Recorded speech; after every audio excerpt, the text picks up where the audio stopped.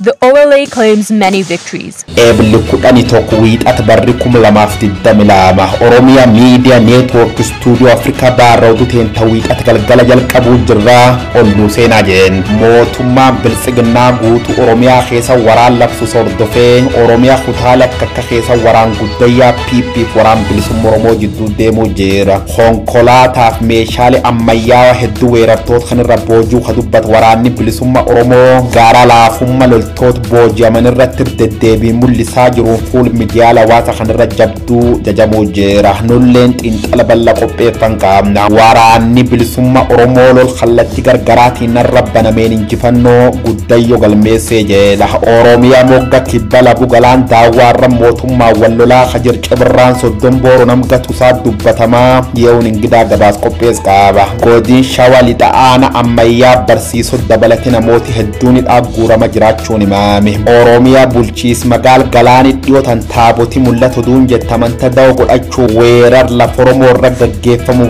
Fatent in Alabram Bruti Duberati Devina Oratoti University Cambridge Technology Goga Dubati Wagashan Tamisadi Wagaso Doman Duba Debisun Dubergani Damisadi Fakesar Ganejan Ibs Congress Federal Oromo Yohan Kafaule Dabalati Gabas Baye Kabna Nufria Bajen أكم جرتنا لامنان سألمان ماتي واتين كم يوم تصدق وتطرمي ميديا لتركض دليل رافق من إلها النسل التمنان محمد فنتلتهم وراني برسمة رمول لك التي غرغران رتي بنمرت جفنو قداغ المساج راتشيب سيم ويا كليسا همنوتا موت ما فدرال فينا أنوليه وراني برسمة رمو ورانوف gama kibboromia gurnale guji fi guji litatti bubbafaman dibbotan kan lakka man ajjeesu heddu madeesu fi boojuu kan ibse waraanni bilisummaa oromoo hidhannoo fi meeshaalee waraanaa gosa garaagaraa hedduu boojuu ibseeraam mootummaan naannoo oromiyaa gama isaatiin waraana bilisummaa oromoo yeroo xumuraaf balleessuuf duula jabaa labsee jiraachuu beekseeraam gabaasa dabalata yoon ingiraatu nutti himaam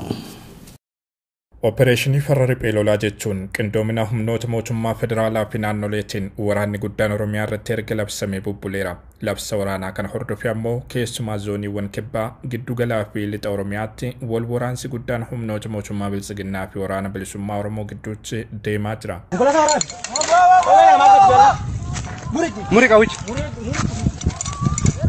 Ebla kudhan bara 2022 guyyaa kaleessaa waraana jabaa zoonii kibbaa godinaalee gujii fi gujii lixaatti geggeeffamaa ooleen waraanni bilisummaa Oromoo lola irratti baname qolachuu irra darbee injifannoowwan gurguddoo galmeessaa jiraachuu ibsee jira. Waraana bilisummaa Oromoo zoonii kibbaa koonyaa gujii bahaa keessaa damee tokko kan ta'e Cibraanee Soddombooroo duula Opereeshinii Ferrari Peelolaa jechuun irratti baname ofirraa qolataan jira. Diinas akka gaariitti nadabaa jira jedhe. Kaleessa ganama bariirraa eegalee lola kallattii afuriin irratti baname waraana jabaa iddoowwan malkaa lammii malkaa gubaa malkaa kulee fi malkaa roqaa jedhamanitti geggeeffamaa oole irratti injifannoo guddaa gonfachuu kan ibse waraanni bilisummaa Oromoo Cibraanee Soddombooroo waraana mootummaan bilisiginnaa bobbaase 168 kan ta'an fixuu dhibbootaan kan lakkaaman madeessuu fi sadii booji'uun lola gama hundaanuu irratti baname qolachuu gama dubbii himaa addunyaa waraana bilisummaa Oromoo Odaa Tarbiitiin ibseera. Snaayiperii kilaashii ammayyaa kilaashii AKM boombii fi rasaasa gosa garaagaraa kumaatamaan lakkaaman dabalatee hidhannoo waraanaa fi meeshaalee quunnamtii hedduu booji'uus ibsee jira. Loltoota waraana keessatti booji'amaniifis wal'aansa barbaachisu dhiyeessuun qabiinsa naamusa waraanaa eeggate taasisaa fi jiraachuu beeksise. Koonyaadhuma gujii bahaa keessaa kan socho'u Cibraan Odaa Doolaa gama isaatiin aanaa Waadaraa fi ganda Gooroo Daraaraa gidduutti waraana bilisiginnaa konkolaattota 14 nageellee irraa ka'uun waraana bilisummaa Oromoo adamsuuf deemaa ture irratti taarkaampii fudhateen loltoota bilisiginnaa 13 battalatti ajjeesuun 15 ol madeessuu ibsee jira. Aanaa Gooroo Doolaa keessatti kan argamtu magaalaa Daraaraa jedhamtu seenuun taarkaampii fudhateenis loltoota bilisiginnaa 8 ajjeesuun 11 madeessuu ibsee jira. Gandichumatti taarkaampii marsaa sadaffaa fi fudhatameenis loltoota bilisiginnaa 10 ajjeesuun 7 madeessuu ibse. Cibraan Odaa Doolaas lola kaleessa yeroo garagaraatti taasifame kanaan injifannoo jabaa argachuu kan ibse wayichaa ta'u lolli waraana bilisummaa Oromoo fi loltoota bilisiginnaa gidduutti gujii gama bahaan geggeeffamaa jiru kun itti fufee jiraachuun ibsameera.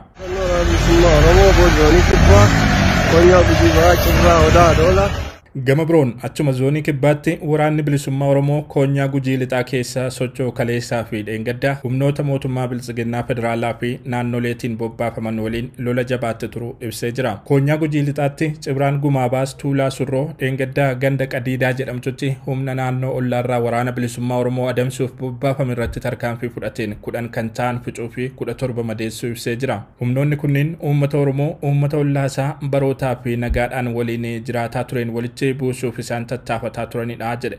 Humnoonni naannolee ollaa ergamaa biyya mirbaadhatanii waraana isaanii ilaallanne keessatti bifa garaagaraan qooda fudhataa jiranii fi uummattoota obbolaa gidduutti walitti bu'iinsa uummataa uumuuf socho'an gocha isaanii kanarraa of hin qusatan taanaan adabbiin caalu kan isaan eeggatu ta'uu ibsee jira waraanni bilisummaa Oromoo. Gama uummata Oromootiinis of eeggannoon barbaachisu taasifamuu akka qabu dhaamameera. Gama mootummaa bilisiginnaatiin waraanicha abbummaan labsee kan jiru bilisiginnaan Oromiyaa ibsa baaseen waraana bilisummaa Oromoo guutummaan guutuutti barbadeessuuf duulli waraanaa jabaan eegalameera jedhe. Duulli kun humnoota nageenyaa naannichaa fi kan mootummaa federaalaatiin qindoominaan kan geggeeffamu ta'us ibsee jira. Bilisiginnaan Oromiyaa torbanoota muraasaan duras yaa'ii caffee irratti waraana bilisummaa Oromoo yeroo ji'a tokko hin caalle keessatti guutummaan guutuutti balleessuuf dhaadachuunsaa ni yaadatama.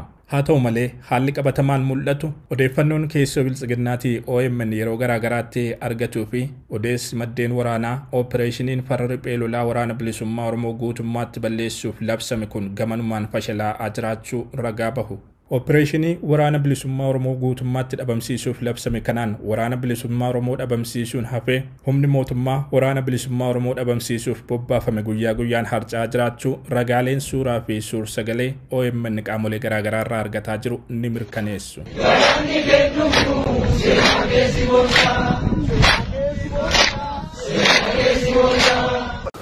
Mootummaan bilisiginnaa guutuu Oromiyaa irratti waraana labsuu hordofee Oromiyaa kutaalee adda addaa keessatti waraana guddaatu PPP waraana bilisummaa Oromoo gidduutti itti fufiinsaan deemaa jira. Waraanni bilisummaa Oromoo loltoota sirnichaa kan isaan adamsuuf dhufan ofii qolachuu qofa osoo hin taane daandiiwwan biyyattii wal qunnamsiisan baay'ee to'achuun raayyaa ittisa biyyaa liyyuu haayilii Oromiyaa fi humna naannolee ollaa qolachuu beeksise. Konkolaattootaa fi meeshaalee waraanaa ammayyaa'oo hedduu weerartoota kanarraa booji'uu kan ibsu waraanni bilisummaa Oromoo naamusa waraana loltoota booji'amanii wal qabatee mul'isaa jiruun fuula miidiyaalee hawaasaa irratti jajamaa jira. Waraanni bifa haaraa Oromiyaa irratti jalqabe kun akkamitti eegale maal irratti argama waan jedhuun guyyoo waariyoo xiinxala bal'aa qopheessee jira. Amma ammoo rakkoon nageenyaa godinaalee Oromiyaa hunda keessatti mul'achaa jira.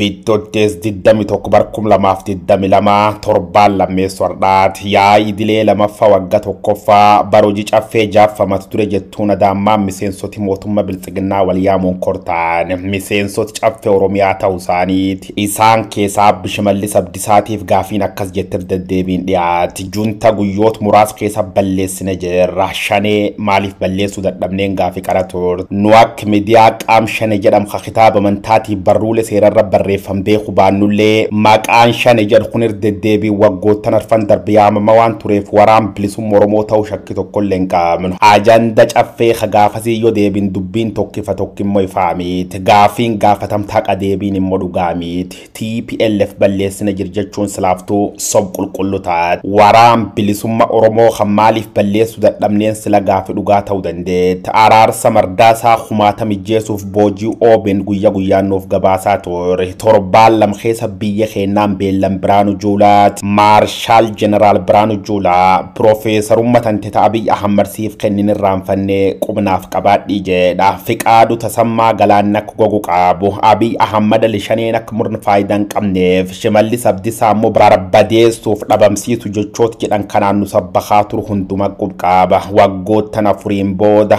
caffeen ammallee wamkan gaafachaa turte. Naannoo keenya keessatti tasgabbiin kanaan dura ture dhabamaa dhufaa jira jechuudha.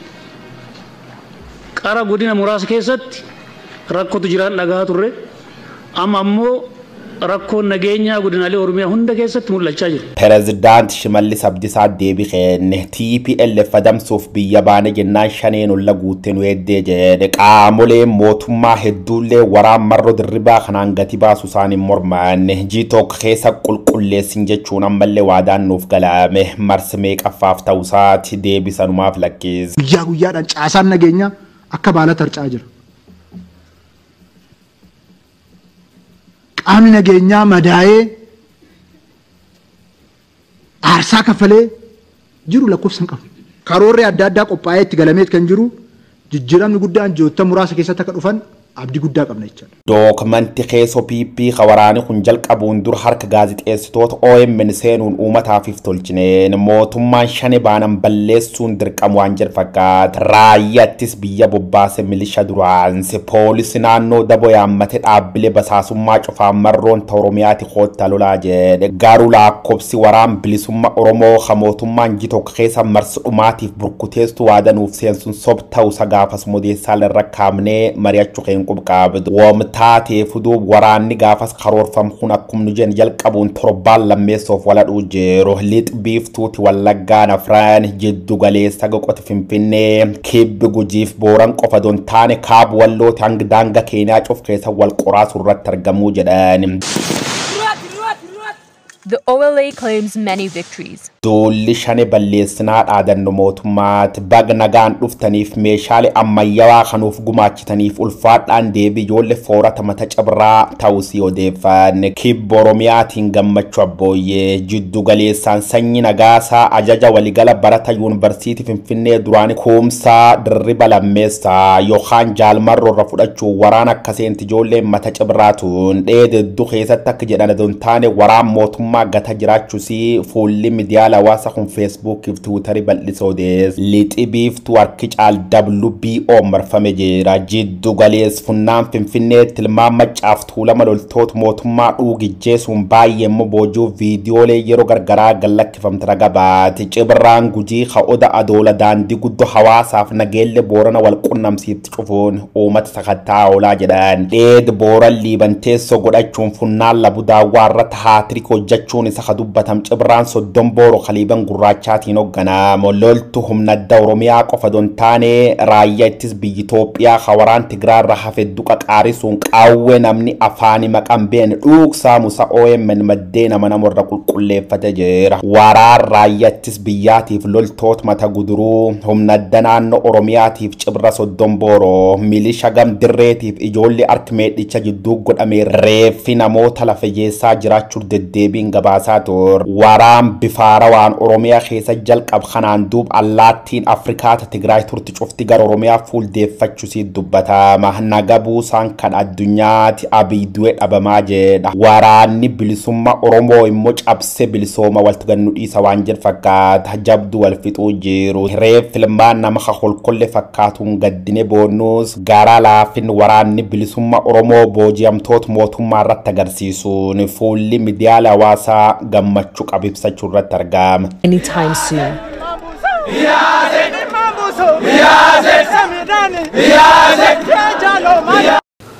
Rabaddiiwwan waraanaa hanga ammaa waraana bilisummaa Oromoo balleessuu bakka garaa garaatti ramadaman bu'aa malee deebi'uu qorannoon dhimma kanarratti waraanni PP godhe ni mul'isa.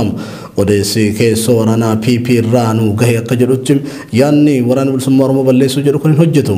Waraanichi waraana baduu miti. Tooftaan waraanaa waraanni kun dhimma itti bahaa jirus kasaaraa guddaa loltoota mootummaa irraan gahaa jira. Kasaaraa miidhamaa loltoota fi hidhannoo qofa osoo hin taane waraana mootummaa hamilee cabsee jira. Onnee lolee injifachuu keessatti ajjeeseera. Kana malees deeggarsi uummataa waraanni bilisummaa Oromoo qabu kan laayyoo miti jedhan qorannoo kun uummanni waraanaa kana dhoksee waliin jiraataa jira. Odeeffannoo fi galaadhaan deeggaraa jira. Faallaa isaa immoo waraana keenya immoo akka diinatti ilaalaa jira. Akka waraana weerartuutti lakkaa'uu jalqabees jira. Kanaaf opereeshinii waraana bilisummaa Oromoo balleessuu uummata nagaa miidhuurraa kanaaf waraanicha balleessuu hin danda'u. Bu'aas fiduu hin danda'u jedhama. Oolee bulee kufaatii sinnaa akka hordofsiisu ammuma irraa tilmaamuun akka danda'amu ibsa. Mariin qondaalota waraana biltiginnaa gidduutti godhame. Mootummaan biltiginnaa garuu gama qondaalota mootummaa kan kufaatii agarsiisu kanarraan tarkaanfachuun opereeshinii ija tokko karoorsee lolaa jira. Dulli tibba kana mootummaan Oromiyaa labsee abdii nageenyaa kan dukkaneessu akka ta'e Koongireesiin Federaalaa Oromoo bachiise.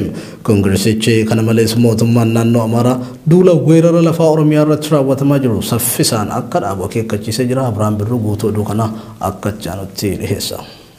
Koreen hojii raawwachiiftuu Koongireesii Federaalawaa Oromoo walgahii idilee eebla gaafa tokko bara 2014 akka lakkoofsa Itoophiyaa taa'een haala yeroo ammaa biyyi fi uummanni keessa jiru gadi fageenyaan erga mari'atee booda ibsa ejjennoo abbaa qabxii 3 baasee jira. Tokkoffaa wal waraansa humnoota mootummaa Itoophiyaa fi waraana bilisummaa Oromoo jidduu ka ilaaluun yoo ta'u yeroo adda addaatti wal waraansi kun mariidhaan dhaabbatee qaamoleen wal waraanan gara dirree siyaasaa dhufuudhaan Oromiyaa fi uummata keenyaaf nagaaf tasgabbii akka buusan gaafachaa turree jirra jedha.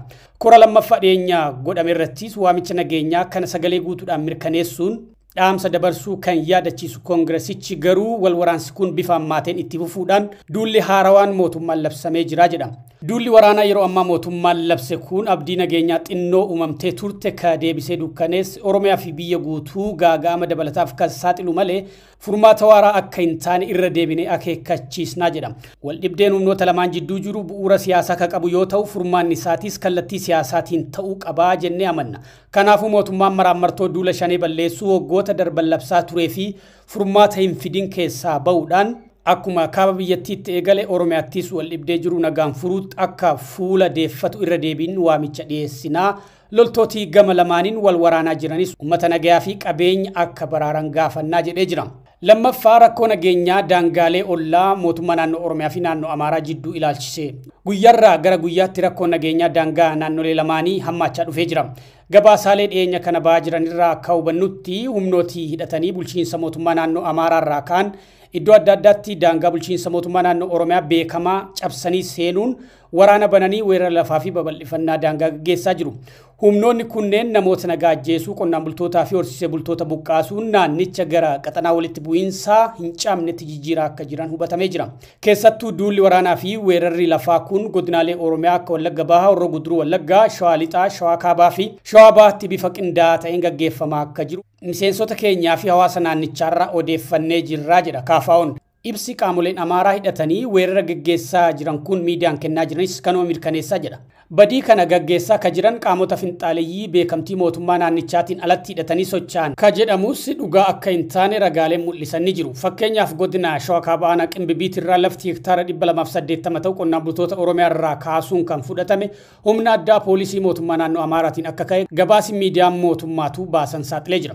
Bifuma wal fakkaatuun Shawaa Bahaa aanaa Fantaalleetti daangaa naannolee lamaanii kiiloomeetira hedduu darbanii seenuun lafa uummanni Oromoo Karrayyuu fi ituu barootaaf irra qubatee jiraatu qabachuun barjaawwan akka lafichi bulchiinsa mootummaa naannoo Amaaraa jalatti daangeffame fakkeessan dhaabuun weerara lafaa fi babal'ifannaa daangaa guddaa kan gaggeessaa jiru qaama waraanaa fi bulchiinsa mootummaa naannichaa akka ta'e waan halamu miti. Hojimaanni akkanaa heera mootummaa kaffaalessu ta'uu bira darbe uummata obbolaa naannolee lamaanii gara wal waraansa hamaatti akka seenan kan karaa saaqu ta'u KFO'n cimsee akeekkachiisa. Haaluma wal fakkaatuun ji'oota darban kana bulchiinsa naannoo Amaaraa jalatti ka argamtu godina addaa Oromoo keessatti ajjechaan jumlaa, saamichi, hidhaanii fi qeerraa buqqaafamuun kan arma dura caalaa babal'atee bifa duulaatiin gaggeeffamaa jiraachuun beekamaadha.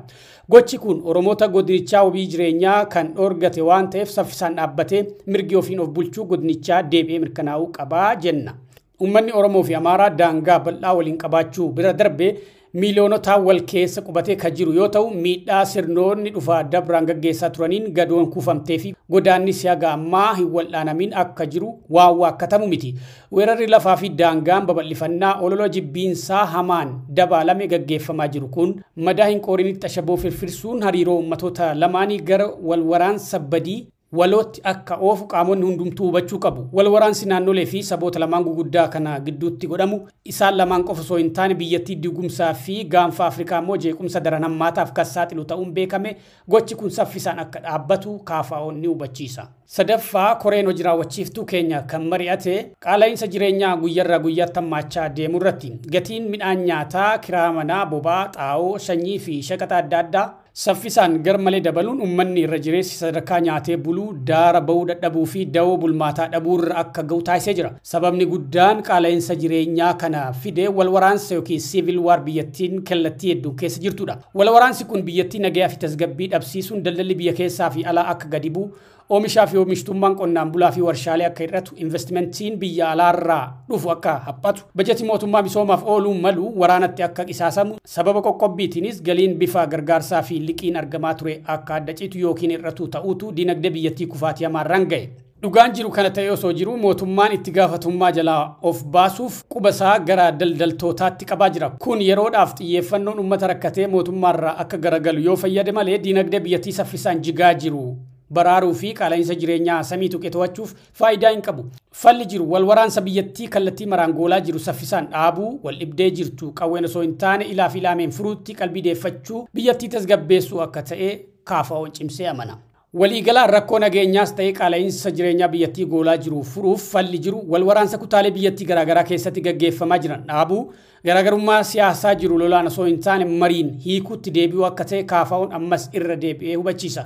Kanaafuu mootummaanis ta'ee qaamoleen hidhatanii socho'an gara dirree marii fi nagayaatti deebi'uun dararaa uummataa daran hammaachaa jiruu fi diigumsa biyyaa as deemaa jiru akka hanqisan waamicha dhiyeessina. Koree hojii raawwachiiftuu KFO Ebla 1 bara 2014 akka lakkoofsa Itoophiyaa. Godina Shawaa Kibbaa Lixaa ammayyaatti barsiisota dabalatee namoonni hedduun hidhaatti guuramaa jiraachuun himameem. Barsiisotaa fi namoota sabboontota ta'an adamsanii hidhaa jiru jedhu maddeen odeeffannoo OMN. Hanga odeessi kun dhaqqabetti barsiisonni 7 Ayyaluu Dhugaa, Dajanee Moosisaa, Tasfaayee Abdiisaa, Lammaa Guddisaa, Zawuduu Raggaasaa, Geetaachoo Galataa fi Haayiluu Dachaasaa jedhaman hidhamuun isaanii kan mirkanaa'e ta'u badii qabaataniif osoo hin taane sabboontota waan ta'aniif adamfamanii hidhaman jedhu maddeen odeeffannoo OMN. Barsiisota kanneen alattis barattoonni jiraattonni magaalaa ammayyaa fi qotee bultoonni naannoo namoota hidhaatti guuraman keessa jiraachuu odeeffanneerra. Namoonni hidhaatti guuraman kunniin eessatti akka hidhaman hin baramne. As buuteen isaaniis dhabamuun ammoo maatii isaaniitti yaaddoo guddaa ta'eera. Gama birootiin achuma aanaa ammayyaatti finxaaleeyyiin Amaaraa fi waraanni mootummaa wal ta'uun manneen jiraattota gubaa jiraachuu odeeffanneerra. Aanaa ammayyaa fi aanaa noonnoo gidduu bakka Aboosaree jedhamtutti manneen jiraattota gubamuun kan ibsame wayita ta'u hanga oduun kun qindaa'etti baay'ina manneen gubamanii adda baasuun hin danda'amne. Bulchiinsa magaalaa Galaanitti tibbana naannawaa gaara Bushuu jedhamutti taabonni mul'ateera jechuun qaama amantaa da'oo godhachuun weerara lafaaf mijeeffachaa turan bakkicha gadhiisuu bulchiinsa magaalaa Galaan beeksise. Bulchiinsa magaalichaa qaamolee kanneen seeratti dhiyeessuu fi dhabuusaa waan jedhan qabu. Uummanni qaamolee ijaaramanii weerara lafaaf bobba'an akkasii yoo argamu qaamolee nageenyaaf eeruu akka kennu akka qabu kantiibaan magaalaa dhaamanii jiru. Abrahaam Birruu dabalata qaba. Bulchiinsa magaalaa Galaan ganda caffeetumaa gaara Bushuu jedhamu irratti torban darbe keessa gareen tokko gurmaa'ee waajjira bulchiinsaa magaalaa Galaan dhaquun lafa akkanaatti xalutii goona jedhee gaafate. Bulchiinsi magaalichaas xalutii feeyyamni mootummaarra barbaadan hin jiru deemaa godhadhaa jechuun bulchiinsa magaalaa wabeeffachuun BBC'n gabaasee ture. Bulchiinsi magaalichaa adeemsa garee kanaa irratti baree waan tureef waan isa taanee dhufuuf gaafatamummaa isintu fudhata jechuun akeekkachiisee ture jedhee ture gabaasi kun. Guyyaa muraasa booda namooti kunneen xalutii goone taabota bakkichatti arganneerra jechuusaa siman. Xalayaa lammataa gara keenya fidan irratti bakka caffeetumaa kanatti waan akkasii waan arganneef bakkuma sana osoo tursiifne malee achii nuuf ka'uu didee jedhan. Atakaaronis asii eegale. Kanas nuti itti amannee hin beeknus jechuun kantiibaan magaalaa Galaan warra kana gaggeessan. Bulchiinsi magaalaa Galaan bakka taabonni itti argame jedhame kana cinaatti bataskaan ortodoksii waan argamuuf waan arganne jettan kana gara mana amantichaatti geeffadhaa jedheen. Gareen xalotiidhaan booda taabota bakka sanatti arganne jedhan kunneen garuu sababa taaboticha achi ka'uu didee fi paappaasiin dhufu malee hin ka'u jedhaniin guyyootaaf turan. Lafti taabonni keessatti argame jedhame kuni lafa piroojeektii mootummaan irratti ijaaruuf qopheesse ta'uu eere bulchiinsi magaalichaa. Gochichis gochaa weerara lafaa ta'uu ka hubate bulchiinsi magaalaa Galaan bakkicha hin gadhiistan yoo ta'e yeroo gabaabaa keessatti tarkaanfii fudhanna jechuudhaan akeekkachiisa xumuraa kenneefi. Kana hordofee sanbata darbe gareen kun lafa kana gadhiisuun bahee jira. Bulchiinsi magaalaa Galaan karaa waajjira dhimmoota kominikeeshinii isaa ibsa baaseen hojii qindoomina qaama nageenyaa fi hooggansaatiin gareen kun lafa weeraree ture gadhiisee jedhe. ብዙዎቻችሁ አይታችሁታል። ዛሬ ከዚህ ቦታ ላይ ታቦቱ ወድቋል የተባለው ደግሞ ታቦቱ ወጥቷል የተባለበት ቦታ ላይ ከከተማ አስተዳደሩ ጋር መመካከር ሰዎች ተነስተዋል። ይህ ማጭበርበር ከዚህ በኋላ እንዳይከናወን የከተማ አስተዳደሩና እዚህ ቦታ ላይ ያን ጉዳይ ያነሱ ሰዎች አስነስተው ምላሽ ተሰጥቷል። kantiibaan magaalaa Galaan aadde Wayinshet Gizaw finxaaleeyyiin amantaa da'oo godhachuudhaan walitti bu'iinsa uumuuf hojjetan akka hin milkoofne himanii jedha waajjirri dhimmoota kominikeeshinii magaalaa Galaan. Hawaasnis garee gurmaa'ee amantaa da'oo godhachuun weerara lafaa fi walitti bu'iinsa uummataa uumuuf tattaafatu yoo argu qaama nageenyaaf eeruu akka kennu ergaa dabarsanii jiran. Oromiyaa kutaawwan garaagaraatti taaboti bu'ee jira mul'atan argee xaballi bahee jira jedhamee dubbiin deemaa jiru ajandaa weerara lafaa gareewwan badhaadhina dhuunfaatiif socho'aniin waan raawwatamu malee dantaa amantii akka hin qabnee fi kabalaaleffatamu akka ta'e dureewwan amantaa ortodoksii himaa turan. Taabonni samiirraa roobaa lafa keessaa burqaa jedhaniitu kan deemu kuni eessuma oddoonni samiirraa roobuu fi lafa keessaa burqu kuni jennee gaafannee turre. Tigraay keessatti takka samiirraa roobees lafaa burqees hin beeku. Naannoo Amaaraatti takka samiirraa roobees lafaa burqees hin beeku. Kan ammoo kitaaba qulqulluu keessattis barreeffamee hin argine samiirraa roobaa lafarraa burqaa jedhame. Haalli duraan Museedhaa kenname isaan booda immoo taabotallee akkamitti akka toshuu qabu immoo isa duraanii eega hinaaffii waaqayyoo qabuu fi namni waaqa harkaan hojjetame yookaan immoo ayidooliidhaaf yookaan waaqa harkaan uumamee fi sagaduu sana gaafa argee balleessu isa kanaan booda garuu akkana godhadhuuti hojjedhu kan jedhee seera kaa'e waaqayyo isarraan kan ka'e hojjetama. Kanaan kan hafe hin burqasii hin roobas kan jedhamu naannoo Oromiyaati. Lafa isaa jaallateetu dhuguma daabojjaa jaallate moo nama jaallatee ala jennu kuni taabotaan da'oo godhataniitu lafa la qabatanu namoota beekamtu garee tokko afaan tokko haasa'antu dhufee yoo bataskaan illee ijaarame jarumatu naannoo sanatti qabata kun sirrii miti jechuudha. Kun tajaajila hafuurawaa guutuu isa miizana akka sila jenne madaalli isa waaqayyo jaallatu isa gar tokkotti hin jallanne isa qulqulluu deemu sana irrisa jechuudha. Inni kun maaliif ortodoksii maqaa ortodoksiitiin naannoo Oromiyaa keessatti jeequmsa adda addaa kaasuudhaaf shira adda addaa kan hojjetan jiru jechuudha. Isa kana addaan baasnee ilaaluun nu barbaachisa jechuudha. Garaagarummaan bilxiqinnaa damee Oromiyaa fi bilxiqinnaa damee Amaaraa gidduutti uumame yeroodhaa gara yerootti babal'ataa jiraachuun himameem. Qondaalonni naannoo Amaaraa carraa argatan maraan waraanaan ololaa yerootti bilxiqinnaa Oromiyaa irratti banuutti funi jiru. Miseensa koree hojii raawwachiiftuu bilxiqinnaa Amaaraa kan ta'an Yohaannis Bu'aayyaaloo yaa'ii waliigalaa paartiin bilxiqinnaa dhiheenya gaggeeffate ilaalchisuun dubbii dubbataniin yaa'icha irratti hattoonni barcuma akka argatan taasifameera jedhan. Yaa'ii waliigalaa paartii irratti hiloo eegaltoota jedhamuun miseensonni hooggansa bilxiqinnaa Amaaraa 32 yaa'icha gadi lakkisanii akka ba'an taasifamuu ibsan obbo Yohaannis Bu'aayyaaloo. Loota eegaltoota kan jedhaman hooggansa bilxiqinnaa Amaaraatti jedhu gareen milishaa Oromiyaa torbanoota dura aanaa Fantaalletti hidhattoota Amaaraan ajjeefamuu hordofuun gochicha garee finxaaliyyii Minjar Shankooraa keessa socho'an raawwate. Finxaalinsummaan eenyufuu hin tolu ibsi jedhu mootummaan naannoo Oromiyaan bahee ture. Ibsa kana kan mormor obbo Yohaannis bilxiqinnaan Oromiyaa taappeellaa garee finxaaliyyii jedhutti maxxanseera jechuun qeeqan. Waldhibdeen sababa aangoo fi neetwoorkii faayidaa ijaarrachuutiin gareelee lameen gidduutti uumamee jiru yeroodhaa gara yerootti babal'ataa dhufus duula waraanaa yeroo ammaa maqaa riphee lolaa balleessuu jedhuun Oromiyaa irratti labsamee jiru irratti garuu waloon hiriiranii jiru. Oduu keenya xumuraatiin qorattoonni yuunivarsiitii Cambridge teeknooloojii gogaa dubartii waggaa 53 waggaa 30 duubatti deebisuun shamarree waggaa 23 fakkeessuu hojjetan. Kaayyoon keenya akka umriin namoota hir'atu godhuu osoo hin taane umrii isaanii hafte jiruu nagaa fi gammachuu namoonni akka jiraataniif kan jedhudha. Yuunivarsiitiin Cambridgetti dursaan garee qorattoota Instituutii Baabirahaam Profeesar Wolfriik teeknooloojiin kun dhibeewwan umriin deemu wal qabatee dhufan kanneen akka dhibee sukkaaraa onnee fi rakkoolee narvii nama mudataniif furmaataa jedhamu. Guyyaa waariyoo gabaasa dabalataa akka achaanutti nutti himamu. The team told the BBC that it can do the same thing with other tissues of the body. qorattooti teeknooloojii goga dubartii hawwitti gan 53 jijjiiruun dubrugumtoota fakkeessu isaanii BBC'n gabaas. Honkata Yuunivarsiitii Yuunaayitid Kingdom Cambridge jedhamte keessa yoo ta'u guddina ajaa'ibsiisa dhalli namaa dhaqqab jedhan kanaan nam gan 53 gogaan isa dubartii gan 23 fakkaachuufi jedhan. Kaayoon guddoon teeknooloojii kana dhibee waan jaarsummaa wal qabatanii dhufan kanneen akka sukkaaraa, onneef rakkoo narvii qalmaan nama gaargalchuu jirtu fal barbaadu ka jedhan qorattooti kun. Teknoloojiin jaarsaaf jaarti qaymoomsaa jedhan kun duub gubba qofa don taane keessoo namaallee cucculusse aaromsuuf humna qabaachuu miidiyaatti maali. So I said, okay, it's a deal.